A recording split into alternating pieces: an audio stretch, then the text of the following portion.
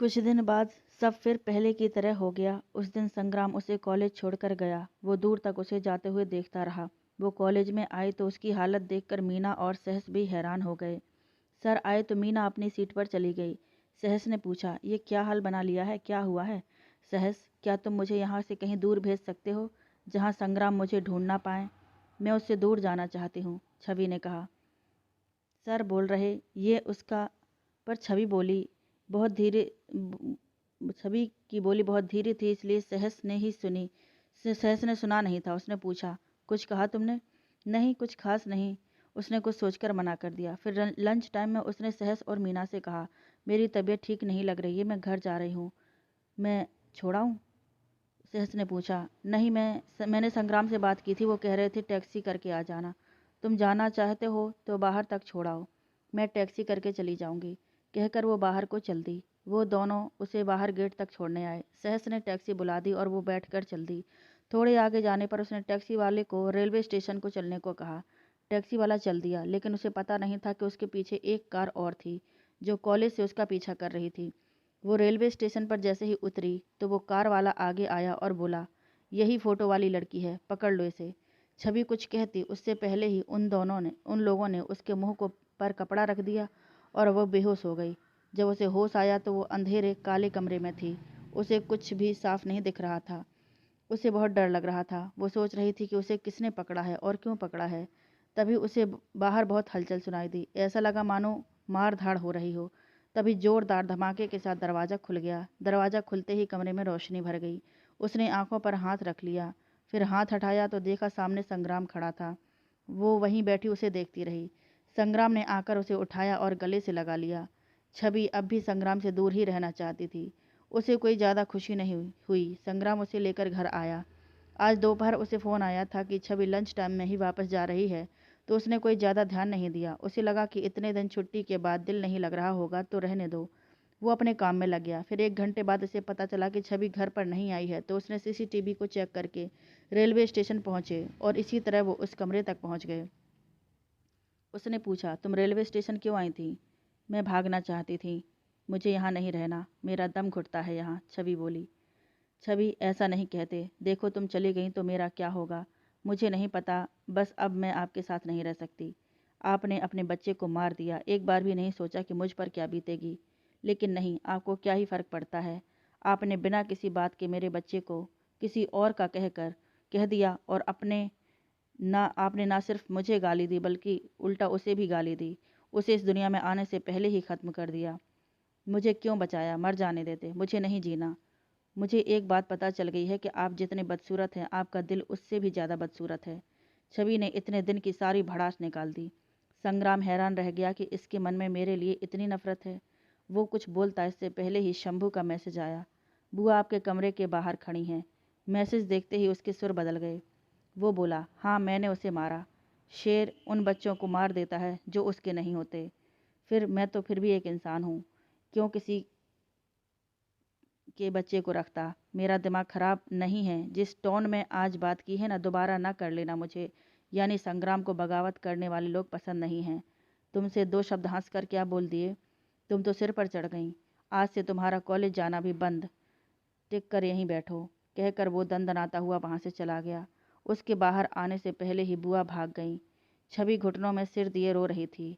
सोच रही थी, संग्राम शुरू से ही ऐसा था। मैं ही पागल थी जो समझी कि ये मुझे प्यार करने लगा है। भगवान ने मेरी किस्मत में सारे पतझड़ लिख दिए हैं। बहारें लिखना तो भूल ही गया। संग्राम अपने कमरे में आया और आते ही उसने दीवार पर मुक्का मारा। फिर वो शीशे के सामने खड़ा होकर शीशा देखने लगा। उसे छवि की बात याद आई कि तुम खुद जितने बदसूरत हो, तुम्हारा दिल उससे भी ज़्यादा बदसूरत है। उसे अपनी कही बातें याद आईं तो उसे खुद से नफरत हो रही थी। छवि ने उससे नफरत करके ठीक ही किया। फिर वो बुआ के बारे में सोचने लगा। ये किडनैप किसने करवाया था? फ़ोटो तो किसी घर वाले ने ही दी थी। आखिर ये इतनी उलझती क्यों जा रही है? पता नहीं ये कब पकड़ में आएंगे। उसने सोचा कि उसे छवि को छोड़ देना चाहिए। उसे क्यों अपने साथ घसीटूं? मैं उसे आज़ाद कर दूंगा, जाए वो कहीं भी जाए। उसे अपनी ज़िंदगी जीने का हक है। उसने बचपन से दुख देखे हैं, अब तो खुशी देख ले। ठीक है, मैं उसे छोड़ दूंगा। कल की सुबह उसके लिए नया जीवन लेकर आएगी। उसे पता चल गया था कि बुआ ने सारे दूध में ही दवा मिला दी थी। जब ये छवि को हॉस्पिटल ले गया था तो उन्होंने बाकी का दूध चोरी से फेंक दिया था, जो शंभू ने देखा था, और अब ये किडनैपिंग इसके चाचा ने करवाई थी। ये तो इसने स्कूल में इस पर नज़र रखने को एक आदमी रखा है, तो उसे पता चल गया और वो उसे बचा लाया। उसे डर था कि ये यहाँ रही तो कोई ना कोई मुसीबत इस पर आती रहेगी, सो इसने खुद को समझाया कि वो इसे जाने देगा। अगली सुबह वो छवि के कमरे में गया। छवि कॉलेज के लिए तैयार हो रही थी। वो उसे देखकर वहीं रुक गई। संग्राम आकर बेड पर बैठ गया, फिर हौसला करके बोला, छवि, मैंने तुम्हारी रात की बातों पर विचार किया और बहुत सोचने के बाद मैंने तय किया है कि मैं तुम्हें छोड़ दूंगा। मैं मानता हूँ कि मेरी वजह से तुम्हें बहुत तकलीफ हुई है, लेकिन ये भी सच है कि मैं तुम्हें बहुत चाहता हूँ। मैं तुम्हें इस तरह दुखी नहीं देख सकता और ना ही तुम्हारी ये नफ़रत सह सकता हूँ। मैं अपने प्यार की खातिर तुम्हें आज़ाद करता हूँ। तुम कल कहीं जाना चाहती थी, जाओ, जहाँ जाना चाहती हो जाओ।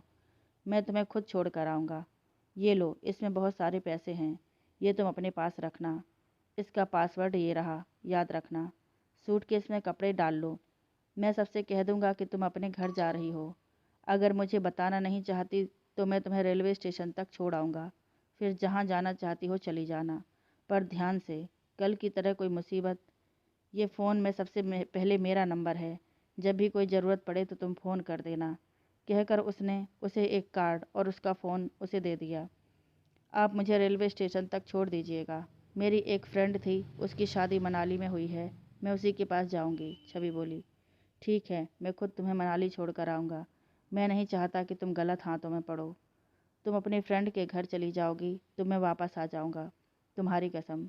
तुम मना मत करना, पहले नाश्ता कर लो। कहकर वो उसे नीचे ले आया। छवि के मन में अभी भी शक था कि कहीं संग्राम नाटक तो नहीं कर रहा है, कहीं वो उसे ले जाकर बंद ना कर दे, पर वो कुछ नहीं कर सकती थी। उसने नाश्ता किया। संग्राम ने शंभू से कहकर उसके लिए कुछ फ्रूट्स और खाना रखवाया। फिर वो उसे लेकर रेलवे स्टेशन आ गया। उसने हमेशा की तरह मास्क और काला चश्मा लगाया हुआ था। वो कभी इतनी भीड़ वाली जगह पर नहीं गया था। उसने फर्स्ट क्लास का टिकट ले लिया था, सो अंदर वो आकर बैठ गया। तब उसे सांस में सांस आई। छवि को अभी भी यकीन नहीं था। फिर ट्रेन चल पड़ी। संग्राम अपनी सीट पर सो गया। दोनों में ज़्यादा बात नहीं हुई। अगले दिन वो सुबह मनाली पहुंच गए। उसने पता टैक्सी वाले को बताया और वो लोग उसकी फ्रेंड्स के घर आ गए। आप वापस कैसे जाएंगे? मैंने फ़्लाइट बुक कर ली थी, उसने जवाब दिया। उसे अच्छा लगा कि कम से कम इसे मेरी इतनी तो चिंता है। अच्छा, मैं चलती हूँ, अपना ध्यान रखिएगा, छवि बोली। संग्राम से कुछ और बोला ही ना गया। उसका दिल रो रहा था। उसने कहा, क्या मैं तुम्हें हक कर सकता हूँ? छवि ने जवाब में सिर हिला दिया। संग्राम ने उसे गले लगा लिया। फिर कुछ देर बाद छोड़ कर बोला, अगर कोई भी ज़रूरत हो तो हिचकिचाना नहीं, फ़ोन कर देना। जब भी वापस आना चाहो तो आ जाना। जब इस दुनिया से दिल भर जाएगा तब भी मैं हूँ, तुम बस आ जाना। फिर वो घर के अंदर चली गई और संग्राम वापस आ गया। उसकी दोपहर की फ़्लाइट थी। वो कार में बैठकर भी उन रास्तों को देखता रहा। उसने समय पर फ़्लाइट ले ली। छवि जब लिखे हुए पते को देखा और बैग में रख लिया। इस जगह पर एक स्कूल में ड्राइंग टीचर की ज़रूरत थी। ये उस कारण यहाँ आई थी। इसे ये भी नहीं पता था कि उसे वहाँ काम मिलेगा या नहीं। उसने संग्राम से झूठ बोला था ताकि वो उसे छोड़ कर जाए। संग्राम के जाते ही वो उस गली से निकली और टैक्सी करके कलोस शहर की तरफ चल दी। वो यहाँ से 2 घंटे की दूरी पर था। टैक्सी वाला उसे लेकर चल दिया। वो बहुत ही बोलता था, मैडम, आप कसोल में किसके पास जा रही हैं? मतलब किसके घर जाना है आपको? मैं भी वहीं रहता हूँ, मैं उन्हें भी जानता होऊंगा। टैक्सी ड्राइवर बोला, मुझे एक स्कूल में जाना है, ये कोई SM मॉडल स्कूल है। छवि ने स्कूल का नाम पढ़कर बताया। अरे वाह दीदी, आप तो हमारे ही घर जा रहे हो। हमें ये टैक्सी मैडम जी ने ही लेकर दी थी। यूँ कहिए कि हमारे शहर की शान और जान है मैडम जी। मेरा मतलब है कि जिसका ये स्कूल है वो मैडम। ड्राइवर बोला। वो मुझे रख लेंगी क्या? छवि ने पूछा। अरे दीदी जी, हम कहेंगे तो ज़रूर रखेंगी, हमें बहुत मानती हैं। वैसे भी वो दिल की बहुत अच्छी हैं, सबकी हेल्प करती हैं। दीदी जी, रास्ते में कुछ खाना हुआ तो बता देना। अब तो आप अपने ही घर की हो गई हैं, ड्राइवर बोले जा रहा था। छवि को इसके इतने अपनेपन से डर लग रहा था। उसने सोच लिया था कि ये इससे लेकर कुछ नहीं खाएगी। इसने तो इसी डर से सोम दादा से भी कुछ लेकर नहीं खाया था जब वो पहली बार उसे राजस्थान लेकर आ रहे थे, जबकि वो इतने बुजुर्ग थे। तो ये तो फिर भी जवान हैं। नहीं, मैंने नाश्ता किया हुआ है, फल फ्रूट मेरे पास हैं, मेरे पति लेकर देकर गए थे। उसने उसे बताया कि यूं शादीशुदा है और उसकी अपने पति से बनती भी है। ड्राइवर को भी पता लग गया कि ये घबरा रही है, तो वो भी चुप हो गया। फिर छवि आंखें बंद करके सो गई। कुछ देर बाद कार के रुकने से उसकी आंख खुली। दीदी जी, हम पहुंच गए। ये सामने आपका स्कूल है और वो उस तरफ मैडम जी का घर है। आ जाओ, ड्राइवर बोला। छवि ने बाहर देखा तो सामने स्कूल था। वो कार से उतरी, तब तक कई बच्चे भागकर ड्राइवर के पास आ गए। आपके लिए नई टीचर दीदी लाया हूँ, ड्राइवर उनसे बोला। फिर इसका सामान उठाकर अंदर चल दिया। छवि उसके पीछे पीछे चल दी। बच्चे घर में से किसी को बाहर ले आए। ये एक 40-45 साल की लेडी थी। उसने हल्के रंग की साड़ी पहन रखी थी। देखने से ही अच्छे घराने की लग रही थी। अरे राजू, ये कौन है? उन्होंने छवि को बहुत ही प्यार से अंदर बिठाया। फिर ड्राइवर से बोली, मैडम जी, ये मनाली से आई हैं, टीचर हैं, इस स्कूल में लगने आई हैं। ओह सॉरी, मुझे लगा कि तुम राजू के साथ आई हो, तो शायद इसकी जानकार होगी। वो छवि से बोली, नहीं मैडम जी, ये बाय चांस हुआ है कि मैंने इनकी टैक्सी ली। रास्ते में बातों बातों में इन्होंने मुझसे पूछा तो मैंने बताया कि आपके स्कूल आना है, तो ये मुझे ले आए। छवि ने बताया। अच्छा, तुम्हारा नाम क्या है? उन्होंने पूछा। मैडम ने, मेरा नाम छवि है। मैं आर्ट्स क्लासेस अहमदाबाद से फाइन आर्ट्स में फर्स्ट ईयर किया है। दूसरा अभी शुरू ही हुआ था, किसी कारण से छोड़ना पड़ा। उसका नाम सुनकर ही मैडम ने ओके में सिर हिलाया और आगे कुछ नहीं पूछा। आओ मेरे साथ। ये मेरा घर है, ये लिविंग रूम है, ये लेफ्ट में किचन है, ये डाइनिंग हॉल है। फिर वो फर्स्ट फ्लोर पर आ गए। ये राइट में गेस्ट बेडरूम है, इसमें तुम रह लो। मेरा बेटा है, वो बाहर पढ़ता है। ये सामने उसका कमरा है और ये साथ वाला मेरा कमरा है। उन्होंने सारा घर दिखाते हुए कहा। सब दिखाने के बाद वो उसे वापस लिविंग रूम में लेकर आ गईं और चाय रखने आई नौकरानी से बोली, मौली, ये अपने स्कूल की नई मैडम हैं, इनका सामान गेस्ट रूम में रखवा दो और आज से इनका खाना भी बना लिया करना। फिर छवि को देखकर बोली, छवि, ये मौली है, खाना बनाने का काम करती है। इसके अलावा एक और काम वाली इमली आती है, वो साफ़ सफाई करती है। कपड़े हम मशीन में खुद ही धो लेते हैं। ठीक है जी। वो मुझे कल कितने पैसे देने होंगे? मेरा मतलब किराया और खाने का मिलाकर कितना हुआ? छवि ने झिझकते हुए पूछा। तुम क्या बात कर रही हो? तुम हमारे अकेलेपन में हमारा साथ दोगी तो उल्टा हमें तुम्हें ही पैसे देने चाहिए। जैसे मेरे बच्चे हैं वैसे ही तुम हो, मैडम बोली। लेकिन ऐसे कैसे? चलो फिर मैं घर के कामों में हेल्प कर दिया करूँगी, छवि बोली। जैसी तुम्हारी मर्जी। अब तुम आराम कर लो, आज स्कूल से छुट्टी है। शाम को स्कूल का चक्कर लगाकर आएंगे, कहकर वो उसे उसके कमरे में छोड़ गए। छवि ने देखा कि कमरा काफ़ी बड़ा है। इसमें संग्राम के घर के बेडरूम की तरह ही बेड, कवर्ड, एक ड्रेसिंग रूम और टॉयलेट था। वो हैरान थी कि ये डिज़ाइन एक जैसे क्यों हैं। फिर उसने सोचा कि ये इत्तेफाक हो सकता है। वो नहाकर लेट गई। लेटते ही उसे संग्राम की याद आ गई। वो वापस पहुंच तो गया होगा या रास्ते में होगा। उसने फ़ोन निकालकर संग्राम को फ़ोन किया। फ़ोन बंद आ रहा था। उसे लगा कि वो फ्लाइट में होगा, इसलिए बंद किया होगा। फिर वो उसका कल से आज तक उसके साथ बिताया समय याद करने लगी। वो कैसे उसे सीट पर लिटाकर उसकी तरफ देखे जा रहा था। आज उसका चेहरा इतना डरावना भी नहीं लग रहा था। उसे संग्राम का गले लगाना याद आ रहा था। आज उसका दिल उसकी बाहों में समाने को तरस गया। तभी उसे याद आया कि कैसे उसने उसे दूध में कुछ मिलाकर पिला दिया था, क्योंकि उसे शक था कि ये बच्चा उसका नहीं है। पर इसमें उस बच्चे का क्या दोष था? वो सोचते सोचते सो गई। शाम को मैडम उसे स्कूल की तरफ ले गईं। स्कूल काफ़ी बड़ा था, मॉडर्न ढंग का बना हुआ था। ये 10वीं तक है। बनाने को सीनियर सेकेंडरी बना लेती, पर संभालना मुश्किल है। अब हमारे पास 400 बच्चे हैं और 20 के करीब टीचर हैं। स्कूल की फ़ीस कम है और पढ़ाई अच्छी है, जिस कारण रिजल्ट भी काफ़ी अच्छा आता है। इसलिए सभी अपने बच्चों को हमारे पास पढ़ाना चाहते हैं, मैडम ने इसे बताया। जी, ये तो बहुत अच्छा है। मैडम, मैं क्या पढ़ाऊँगी? तुम बच्चों को ड्राइंग करवाना। अपने स्कूल में एक और टैलेंट हो जाएगा। तुम इंटरेस्टेड बच्चों को अलग से भी पढ़ा सकती हो। हाँ जी, ये ठीक है। ऐसे मेरा शौक भी पूरा हो जाएगा। आपका बेटा क्या पढ़ता है? सच बताऊं, मुझे नहीं पता, उसने बताया नहीं। असल में वो नाराज़ होकर भाग गया था। अभी कुछ दिन पहले ही फ़ोन करने लगा है। जब सब ठीक हो जाएगा तो बताऊंगी। ओह सॉरी, मुझे पता नहीं था कि ऐसी बात है। सच में आई एम सॉरी। उसे बहुत बुरा लगा कि उसने क्यों पूछा, लेकिन मैडम बहुत अच्छी थी, उन्हें बुरा नहीं लगा। आज तुम्हारा पहला दिन है, इसलिए ये टेंशन अभी से तुम्हें नहीं देती। कुछ दिन साथ गुजारेंगे तो एक दूसरे को जानने का मौका मिलेगा, मैडम बोली। दोनों ने रात का खाना साथ ही खाया। छवि कोई ज़्यादा चूजी नहीं थी, बचपन से चाची के साथ रही थी तो उसे खाने को कम ही मिलता था। सो अब जो भी मिलता था खा लेती है। उसका सोचना था कि भगवान ने आज दिया है तो उसका शुक्रिया, पर किसी की आदत ना पड़ने देना। अगर वो कल ना हो तो जीना मुश्किल हो जाएगा। उसे अपनी बात याद आते ही फिर से संग्राम याद आ गया। जब वो प्रेग्नेंट थी तो वो कैसे उसके खाने का ध्यान रखता था, कैसे हर चीज़ में उसका ध्यान रखता था। क्या पता मेरा सोचना गलत हो, वो और कोई हो, और संग्राम को भी पता ना हो। अगली सुबह मैडम जी उसे ब्रेकफास्ट के वक्त बताया, छवि, मुझे असिस्टेंट की भी ज़रूरत थी जो मेरे काम में मेरी हेल्प करे। पहले एक लड़की थी, अब उसकी शादी हो गई है।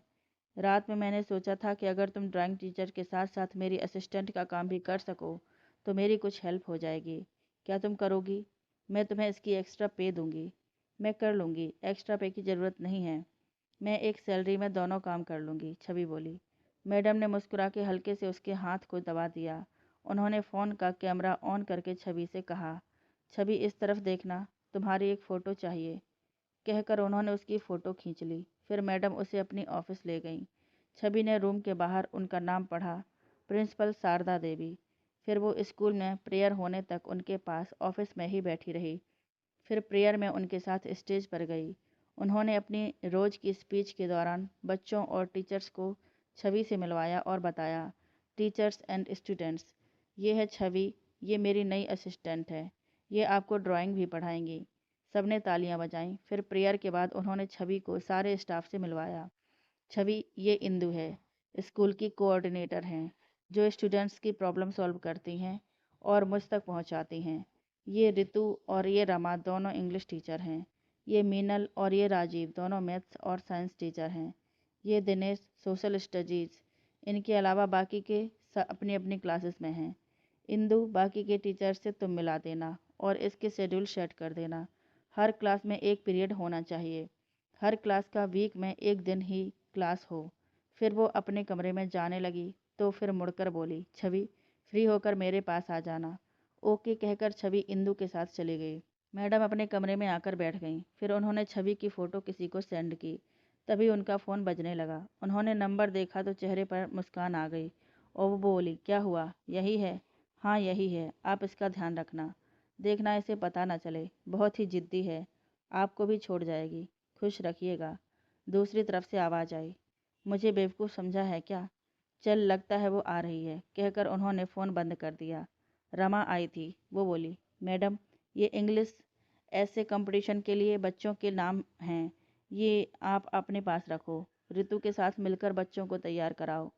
बच्चों को बता देना, जो सिलेक्ट होंगे वो इंटर स्कूल कंपटीशन में पार्ट लेंगे। शिवानी लिस्ट लेकर चली गई। अहमदाबाद। संग्राम वापस घर आ गया। उसका दिल यहाँ आने का बिल्कुल नहीं कर रहा था। वो छवि के कमरे में बैठा सोच रहा था, इन सब को वो कैसे सजा दे सकता है? इन लोगों ने ही सब किया है। इन्होंने मेरे बच्चे को मार दिया और मैंने सब जानकर भी कुछ नहीं कर पाया। उसे सबसे ज़्यादा खुद पर गुस्सा आया। उसने बेड के ऊपर लगी पेंटिंग की तरफ देखा और उसमें अपनी और छवि के चेहरों को देखकर उसके चेहरे पर स्माइल आ गई। फिर उसने स्टडी में पड़ी दो और पेंटिंग उठाई और उसी दीवार पर लगा दी। इनमें से एक वो पेंटिंग थी जिसमें इसने रंग बिखेर दिया था, खराब कर दिया था, पर इसके बावजूद ये पेंटिंग मशहूर हो गई। संग्राम को याद आया कि उसने सहस की पेंटिंग कैसे सहस को दे दी थी। सहस ने बहुत रिक्वेस्ट की, फिर भी देने चाहे, पर इसने छवि के कहने पर उसे फ्री में ही दे दी थी। संग्राम सोच रहा था, मैंने उसके लिए इतना सब किया पर उसे मेरा प्यार नहीं दिखा। मैं किसी लड़के को उसके पास फटकने भी न देता, फिर भी मैंने उसे सहस के साथ रहने दिया, सिर्फ इसलिए कि कहीं वो नाराज़ ना हो जाए। मैंने कभी खुद के लिए पानी उठाकर नहीं पिया था, उसके लिए सुबह उठकर दूध गर्म करता था, पर उसे इन बातों में मेरा प्यार नहीं दिखा। क्यों नहीं दिखा? आखिर छोड़ ही गई। सुबह उसने शंभू को अपने साथ लिया और कंपनी आ गया। उसने शंभू से कहा, आज से हमारी लड़ाई शुरू होगी। कहकर संग्राम ने उसे एक कागज़ दिया और बोला, ये लिस्ट रख लो, सीरियल वाइज सबके नंबर लगेंगे। इन्हें पैसे चाहिए ना, देखना कैसे मैं इनके सपने पूरे करता हूँ। इन्हें आसमान पर ले जाकर छोड़ दूंगा तो ये नीचे को गिरेंगे और तब मैं ज़मीन भी खींच लूँगा।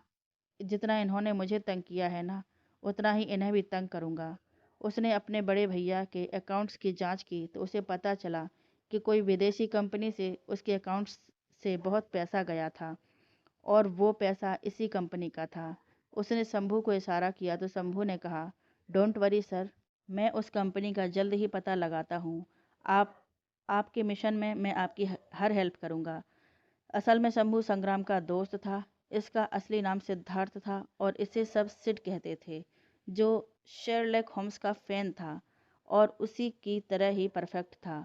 उसे जब संग्राम ने अपनी कहानी बताई तो वो उसकी हेल्प करने के लिए झट तैयार हो गया और इसका नौकर बनकर आ गया। ये कंपनी मिलते ही तुम्हें पता है ना कि क्या करना है? संग्राम ने पूछा। कहकर उसके चेहरे पर एक खतरनाक स्माइल आ गई। शंभू ने अपना काम शुरू कर दिया। वो रूप बदलने में माहिर था। वो उस विदेशी कंपनी में गया। वहाँ उसने जो देखा वो हैरान रह गया। उसमें वहाँ मिस्टर रामशरण मिला, जो कंपनी का सीईओ था।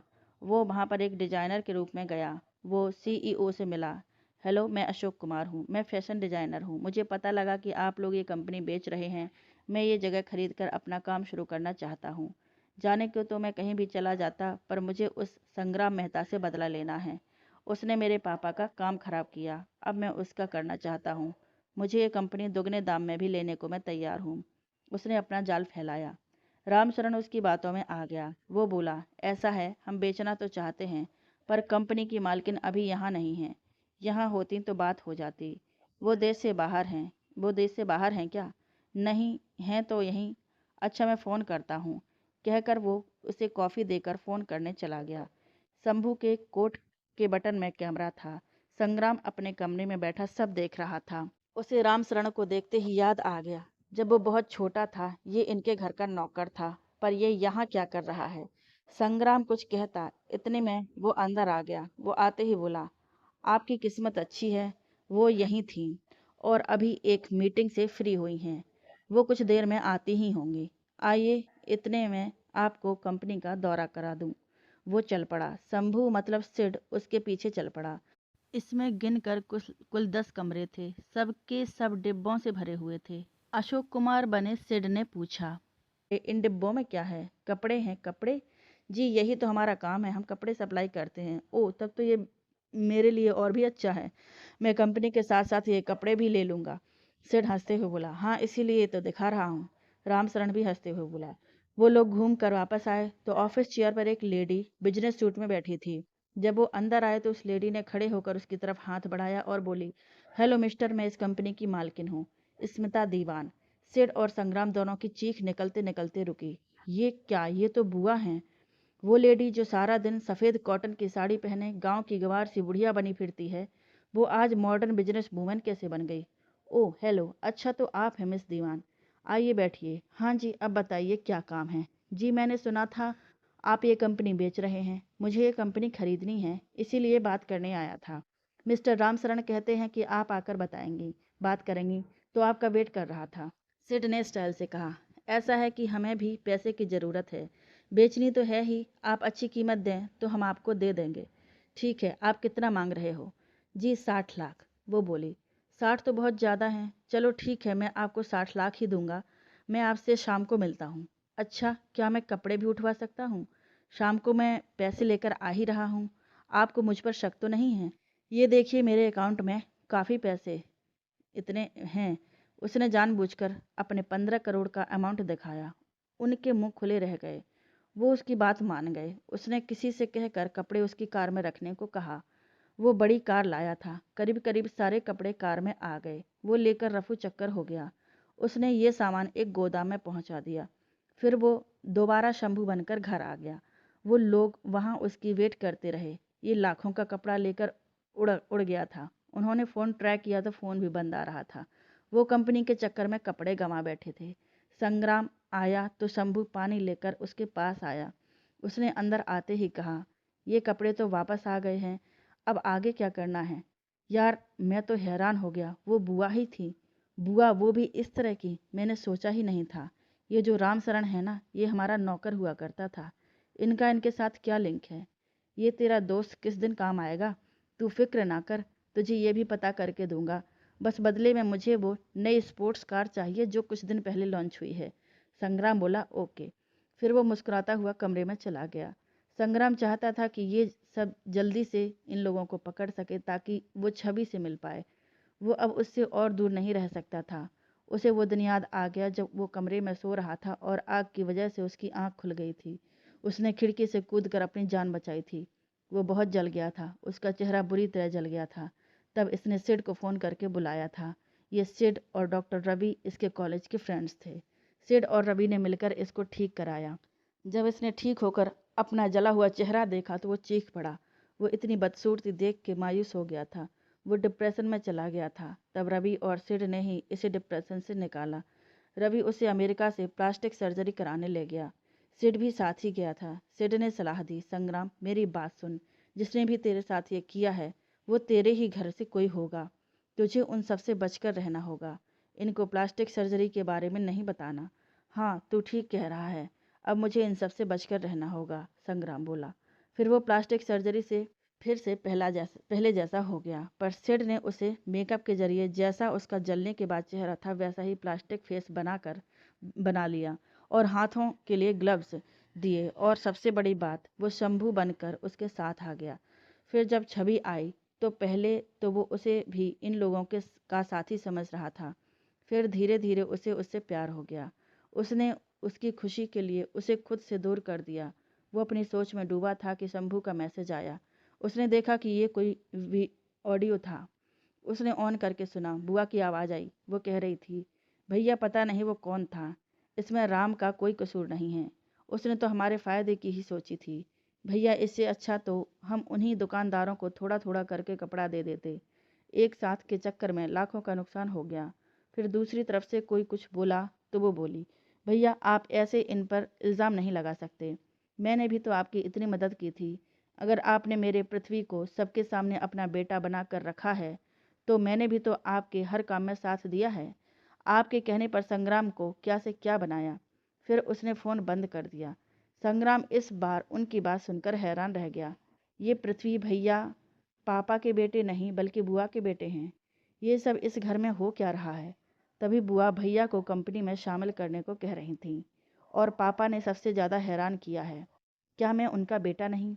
और हर्ष वो कौन है? उसने शंभू से चाय लाने को कहा। शंभू चाय बनाकर ले आया। उसने दरवाज़ा बंद करके कहा, क्या बात है, लगा झटका? हाँ यार, जोर का झटका लगा। अजीब अजीब बात पता लग रही है। अगर पृथ्वी भैया बुआ के बेटे हैं तो क्या ये रामशरण? संग्राम बोला, तू चिंता ना कर, मैंने उसके पीछे भी आदमी लगाया हुआ है। जल्द ही सारी रिपोर्ट मिल जाएगी। तू बुरा ना माने तो एक आदमी तेरे पापा के पीछे भी लगा दूं? सिड बोला, हाँ तू ऐसा कर, भैया भाभी के पीछे भी लगा दे। वो छवि की किडनैपिंग का पता चला? चाचा ने किडनैपिंग क्यों करवाई? मेरे ख्याल से उनका एक ही मकसद हो सकता है। वो छवि को तुमसे दूर करना चाहते थे। अब जब तुमने खुद ही उसे दूर कर दिया है तो वो भी टिक कर बैठ गए। मनाली, छवि स्कूल के काम सीख गई थी। वो मैडम को असिस्ट भी करती थी और क्लासेस भी लेती थी। बच्चों से अच्छी उसकी बॉन्डिंग थी। वो बच्चों को उनकी क्लास के हिसाब से पेंटिंग सिखा रही थी। एक दिन शाम को वो मैडम के साथ घर के गार्डन में बैठी थी, तभी मैडम बोली, छवि तुम्हें आए अभी 2 दिन ही हुए हैं और बच्चे तुम्हारी तारीफ करने लगे हैं। मैंने क्लासों में जाकर पूछा था। चलो अच्छा है। मुझे यही चिंता थी कि कहीं बच्चों को पसंद ना आई तो वो पेरेंट्स से शिकायत ना कर दें। पहले 2 टीचर हमें ऐसे ही निकालने पड़े थे। बच्चों के घर शिकायत कर दी और पेरेंट्स मुझे कहने लगे, बच्चों ने शिकायत कर दी तो तब मुझे निकालने पड़े। जी ये तो है ही, बच्चों के साथ बॉन्डिंग बनानी पड़ती है। वैसे भी मुझे बच्चों से बहुत प्यार है। कहकर वो कुछ सोचने लगी। छवि, मैंने तुम्हारी आंखों में एक दर्द देखा है। अगर तुम चाहो तो मैं तुम्हारा गम कम करने में तुम्हारी हेल्प कर सकती हूँ। बाकी अगर तुम नहीं बताना चाहती हो तो रहने दो। ऐसी बात नहीं है आंटी जी, असल में मैंने बचपन से ही बहुत दुख देखे हैं। जब भी प्यार मिलता है तो वही याद आ जाते हैं। बस इसलिए दर्द चेहरे तक आ जाता है। आप मेरी माँ जैसी हैं। आपको तो ज़रूर बताऊंगी। मेरी माँ जल्दी ही मर गई थी। तब मेरे पापा ने मुझे चाचा चाची के साथ छोड़ दिया। चाची मुझसे घर का सारा काम कराती थी, डांटती थी, मारती भी थी। फिर उसने मुझे शादी के नाम पर एक अमीर को बेच दिया। उसने मुझे पहले बहुत दुख दिए, फिर प्यार दिया। फिर मैं प्रेग्नेंट हो गई तो उसने मेरे बच्चे को मार डाला, क्योंकि उसे शक था कि वो उसका बच्चा नहीं था। आप सोच भी नहीं सकती कि मुझ पर क्या बीती। मैं किसी को बता भी नहीं सकती। जिसे मैंने इतना प्यार दिया, मान सम्मान दिया, उसने ये सब किया। मैं बहुत दुखी हुई। मैंने उसे छोड़ने का फैसला कर लिया। फिर उसने खुद ही मुझे छोड़ दिया। वो मुझे मनाली तक छोड़ने आए थे, लेकिन उस दिन ऐसा लगा कि ये ऐसा काम नहीं कर सकता। मैडम ने कहा, कई बार हम लोगों को समझने में गलती कर देते हैं, कई दफ़ा हमारे सुनने में फ़र्क हो जाता है। ज़िंदगी इसी तरह निकल जाती है और हम बाद में पछताते रह जाते हैं। हाँ जी, कुछ बातें भूलती नहीं हैं। मुझे मेरी चाची भी बहुत कुछ कहती थी, पर उनकी एक भी बात मुझे आज तक याद नहीं है। पर उनकी एक एक बात मेरे कानों में आज भी गूंजती है। मैं उनकी बात चाह कर भी नहीं भुला सकती। छवि बोली, देखो बेटी, सब कुछ आगे ही बढ़ते हैं। सूरज, नदियाँ, दरिया सब आगे बढ़ते हैं। यही कुदरत का नियम है। तुम्हें भी सब भूल कर आगे बढ़ना चाहिए। मेरी अपनी ज़िंदगी इसी तरह की है। चलो अब खाना खाते हैं। मैं अपनी कहानी में तुम्हें बाद में सुनाऊंगी। मैडम ने एक माँ की तरफ से समझाया। ठीक है आंटी जी। फिर वो खाना खाने के बाद अपने अपने कमरे में चली गईं। वो संग्राम को याद करने लगी। उसका मन कह रहा था कि वो संग्राम से बात करे। उसने अपना फ़ोन उठाया। वो बार बार फ़ोन के नंबर मिलाती, फिर डिलीट कर देती। धक धक उसका दिल ज़ोर ज़ोर से धड़कने लगा। उसके हाथ कांप रहे थे। उसने फिर भी हिम्मत करके संग्राम का नंबर मिला दिया। ट्रिंग ट्रिंग ट्रिंग। धक धक। फ़ोन की बेल के साथ उसकी धड़कन भी बढ़ती जा रही थी। संग्राम फ़ोन उठाता उससे पहले ही छवि ने फ़ोन बंद कर दिया। उसका दिल इतनी ज़ोर से धड़क रहा था कि उसे लग रहा था मानो उसका दिल निकलकर सीने से बाहर आ गिरेगा। उसने फ़ोन सीने से लगा लिया। ट्रिंग ट्रिंग उसका फ़ोन बजने लगा। घबराहट में फ़ोन उछलकर नीचे गिर गया, पर फ़ोन नीचे गिरकर बंद हो गया था। उसने फ़ोन उठाकर साइड पर रख दिया और चादर ओढ़कर सो गई। अहमदाबाद। संग्राम नहाकर आया था कि उसने अपना फ़ोन बजता सुना। वो आकर उठाने लगा तो बंद हो गया। उसने देखा कोई अनजान नंबर है। उसके दिल को एक झटका सा लगा। उसका दिल हिल गया। कहीं ये छवि तो नहीं। उसने वो नंबर खुद मिलाया। वो थोड़ी देर बजा, फिर बंद हो गया। उसने कई बार फ़ोन मिलाया, लेकिन फ़ोन बंद ही आ रहा था। अब उसे यकीन हो गया था कि ये छवि का ही होगा। उस रात संग्राम सो ना पाया। दूसरी तरफ मनाली में छवि को भी नींद नहीं आ रही थी। वो बंद फ़ोन देखती, फिर रख देती। नींद नहीं आ रही थी। बाहर तेज हवाएं चल रही थीं। उन हवाओं की आवाज़ उसे संग्राम की आवाज़ लग रही थी, मानो वो उसे पुकार रहा हो। शुरू शुरू में वो ऐसी ही कर्कश आवाज़ होती थी। संग्राम को चिंता होने लगी, कहीं छवि को कुछ हो तो नहीं गया, कहीं फिर से उसे किसी ने किडनैप तो नहीं कर दिया, कहीं वो किसी मुसीबत में तो नहीं है। मैं अभी जाकर देखता हूँ। सोचते हुए उसने कार उठाई और चल दिया। उसने अपने साथ ज़रूरी कागज़ ले लिए। वो कार से चल दिया। वो बिना रुके सारी रात चलता रहा। उसने नेट पर चेक किया था कि मनाली जाने के लिए 25 घंटे लगते हैं। सुबह होने लगी थी और वो एक होटल में गया। उसने मुंह हाथ धोया और खाना खाकर दोबारा चल दिया। इसी तरह वो चलता रहा। वो रात में निकला था। जल्दबाजी में वो मेकअप किट लाना भूल गया। उसने सोचा यहाँ उसे कौन जानता है, सो ऐसे ही चल दिया। वो शाम को 5 बज गए थे। वो बहुत थक गया था और उसके फ़ोन की बैटरी बंद हो गई थी। वो एक होटल में गया और खाना खाकर आराम करने लगा। उसका फ़ोन चार्ज हुआ तो उसे सिड का फ़ोन आया। हेलो, कहाँ है तू? मैंने सब तरफ देखा, सारा दिन ख़त्म हो गया। तुझे पता है मैं कितना डर गया था। ऊपर से तुम्हारा फ़ोन भी बंद आ रहा था। सिड ने उसके फ़ोन उठाते ही कहा, यार, रात एक अनजान नंबर से फ़ोन आया था। मुझे यकीन है वो छवि का था। मैं उससे मिलने मनाली जा रहा हूँ। इस वक्त सोनीपत में हूँ। कल सुबह पहुँच जाऊँगा। फ़ोन चार्ज नहीं था, अभी चार्ज किया है। संग्राम ने पूरी बात बता दी। तेरा दिमाग खराब हो गया है क्या? इतनी दूर तू कार से कैसे जा सकता है? जाना ही था तो फ्लाइट से चला जाता या ट्रेन से चला जाता। बस आधे में आ गया हूँ, आधा कल जाऊँगा। रेस्ट करने लगा हूँ, कहकर संग्राम ने फ़ोन बंद कर दिया। वो आराम से सो गया। वो रात को उठा और नाश्ता करके फिर से सफ़र शुरू कर दिया। वो हवा को चीरता हुआ बढ़ता जा रहा था। इस वक्त उसे सिर्फ छवि की चिंता थी। अगली सुबह वो मनाली पहुंच गया। उसने उस दिन जिस घर के सामने छवि को छोड़ा था, वो वहीं गया था। उसने गेट खटखटाया। अंदर से एक लड़की आई। उसने पूछा, मैं छवि से मिलने आया हूँ, उसे बुला दीजिए। उस लड़की ने इस हैंडसम लड़के को देखा तो देखती रह गई।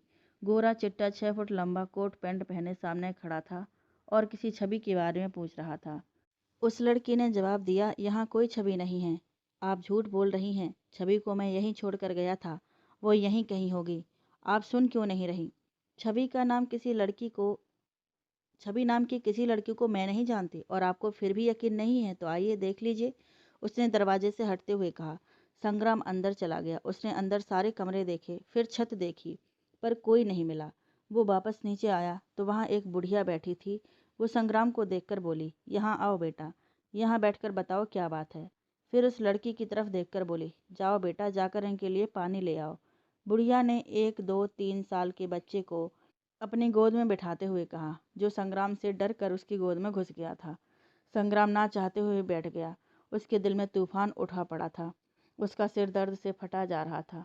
वो कैसे उसे अपने दिल से कहे कि छवि ने उसे झूठ बोला, जबकि उसका दिमाग उसे चीख चीख कर कह रहा था कि छवि यहाँ आई ही नहीं।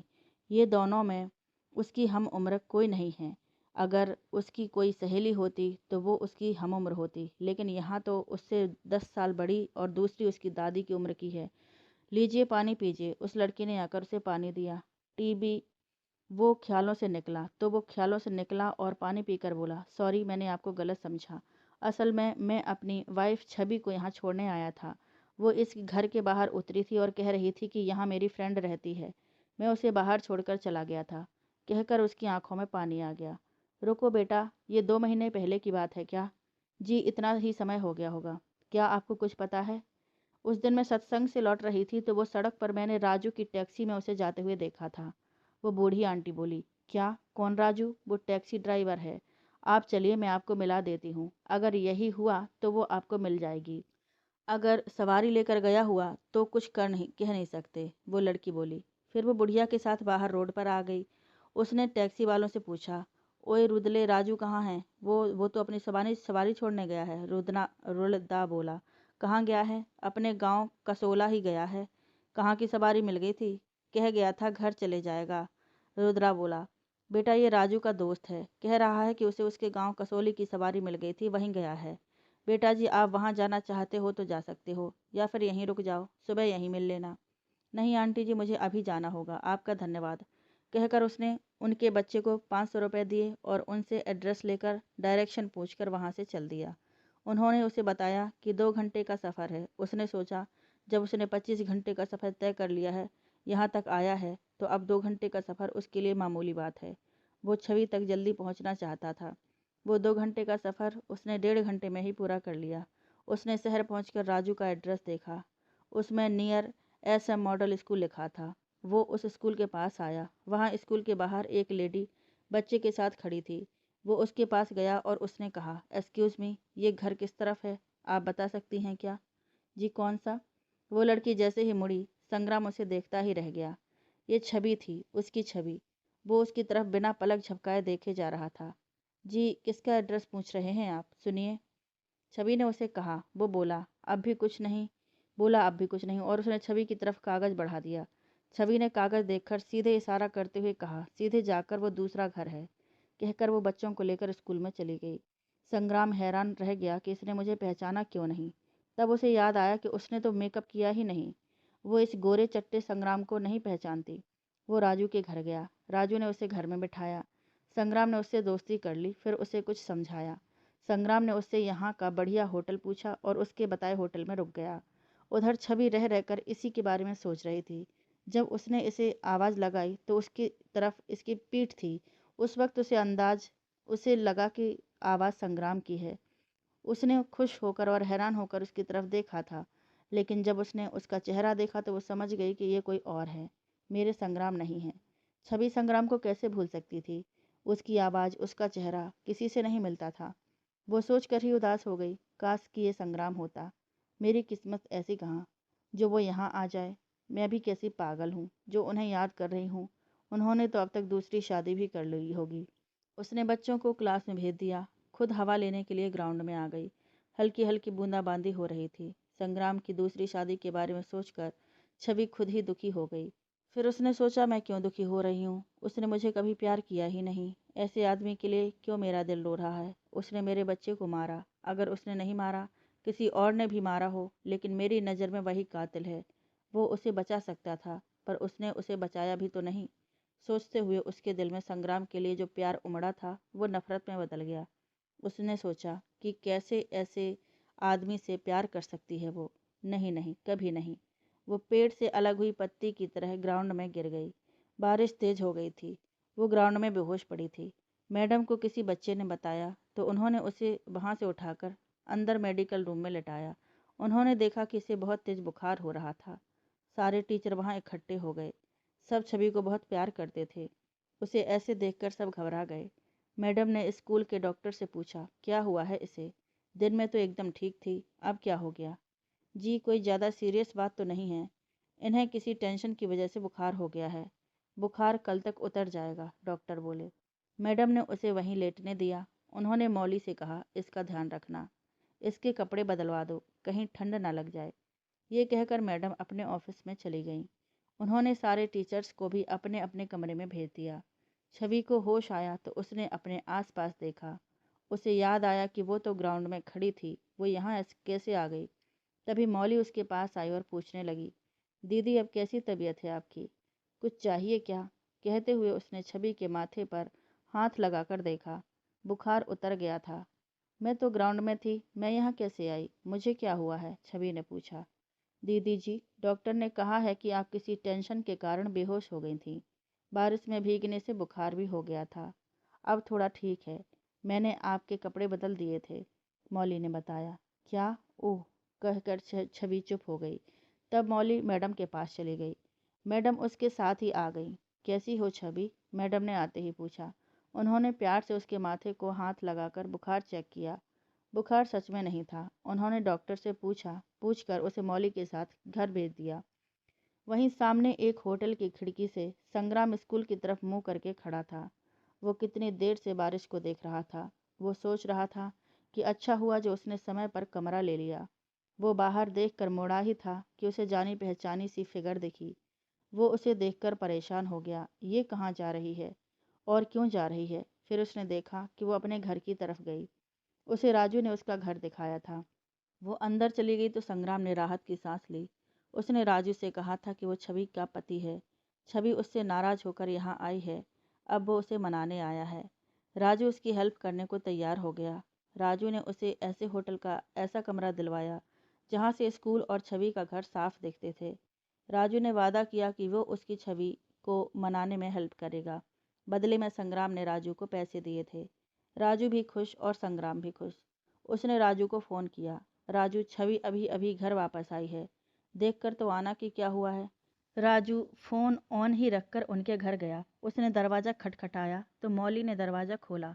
राजू ने पूछा, क्या बात है? मैंने सुना दीदी जी भी घर आ गई हैं, क्या हुआ? मौली धीरे धीरे बोली, वो दीदी जी बारिश में बेहोश हो गई थी। डॉक्टर कहते हैं कि टेंशन की वजह से बेहोश हो गई। पता नहीं बेचारी किस बात की टेंशन करती रहती हैं, अपने बारे में बताती भी तो नहीं। मैडम कहती हैं कि इसके पति अच्छे नहीं थे, इसलिए ये घर छोड़कर आ गई हैं। तुम किसी को बताना मत, मैं तो सिर्फ तुझे अपना समझकर कह रही हूँ, मौली बोली। वो राजू को प्यार करती थी, पर राजू की पत्नी को मरे अभी कुछ ही महीने हुए थे।